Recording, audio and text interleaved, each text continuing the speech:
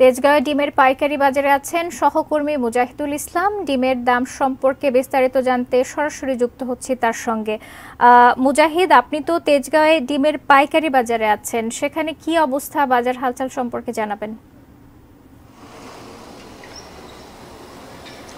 ধন্যবাদ শাকিলা। এই মুহূর্তে আসলে তেজগাঁয়ে ডিমের পাইকারি বাজারে আছে এবং আমরা এখানে এসে কিন্তু দেখতে পাচ্ছি যে গত দুদিন আগে থেকে ডিমের বাজারে যে চড়া দাম উঠেছিল সেই দামটাই কিন্তু এখনো পর্যন্ত আছে। আমরা এখানে আসলে দেখতে পাচ্ছি যে লাল ডিম যেগুলো বাজারে সেগুলো বিক্রি হচ্ছে 1150 টাকা করে শ।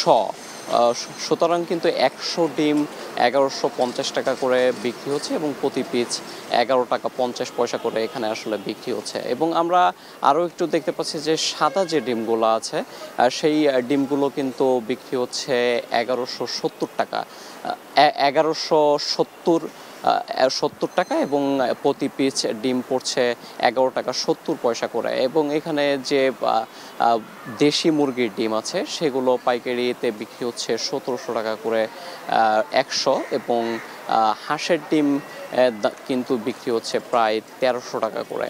এবং এটা কিন্তু এখানে যারা ক্রেতা আছেন তাদের কাছে আমরা জিজ্ঞাসা করছিলাম যে ডিমের বাজারে কী অবস্থা। তারা আমাদেরকে জানাচ্ছিলেন যে ঈদের আগে থেকে কিন্তু যখন ঢাকায় মানুষ ছিল না তখন কিন্তু আসলে ডিমের দাম কিছুটা কম ছিল, কিন্তু সেই ডিমের দাম কিন্তু এখন যখন ঢাকাতে আবার ছুটি শেষে সবাই ফিরতে শুরু করেছে তখনই কিন্তু ডিমের দাম বাড়তে শুরু করেছে। যদিও ঈদের আগে কিন্তু ডিমের দাম আরও বেশি ছিল এবং তখন পাইকারি বাজারে 1300 টাকা করে বিক্রি হচ্ছিল, কিন্তু তার মাঝে কিছুটা কমেছিল, কিন্তু এখন থেকে আবার ডিমের দাম বাড়ছে এবং তারা আমাদেরকে জানাচ্ছিলেন। এবং খুচরা বাজারে কিন্তু আরও বেশি বিক্রি হচ্ছে বলে এখানে পাইকাররা অভিযোগ করছিলেন। তারা বলছিলেন যে তারা যদিও পয়সাতে লাভ করেন কিন্তু যারা খুচরা বিক্রেতা আছে তারা এখান থেকে 11 টাকা 50 পয়সা করে ডিম কিনে নিয়ে যে তারা আসলে 15 টাকা করে বিক্রি করছেন।